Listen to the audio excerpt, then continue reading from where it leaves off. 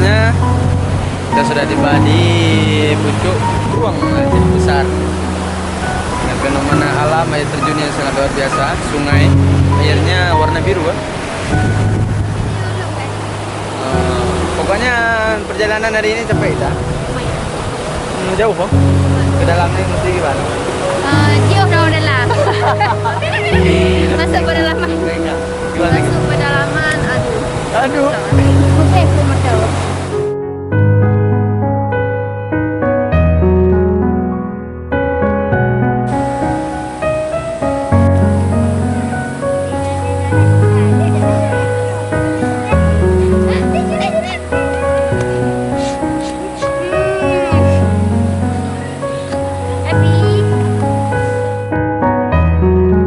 Bismillahirrahmanirrahim.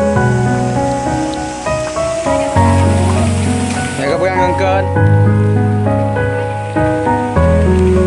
Ini kemana nih?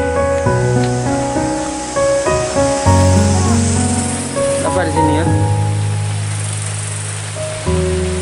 Halo guys. Lagi di hutan. Takut kita awas dulu. Suara apa tuh?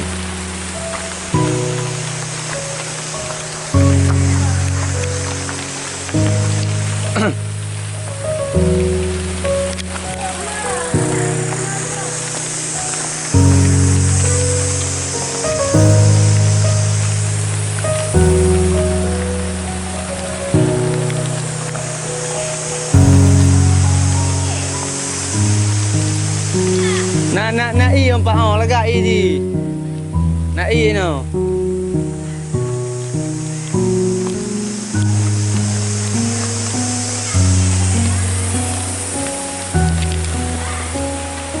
Ada airnya di sini.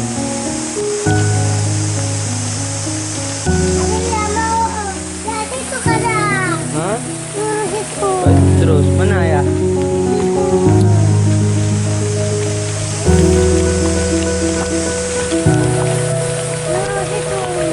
Turun terus. Nggak berani kita takut. Turun terus. Kayak kakek itu udah pulang ya. Tuh.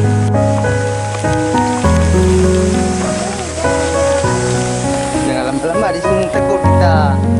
Kenapa tuh? Rumah orang di sini pergi terus.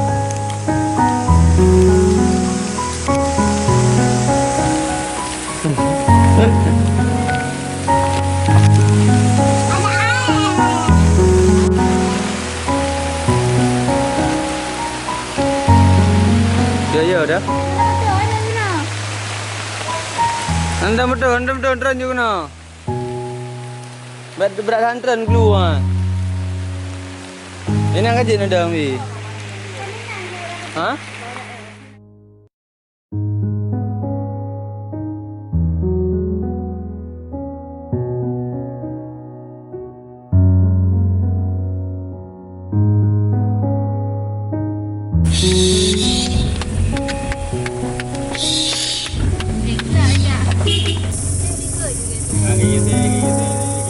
Mak ketua lo. Ada mo.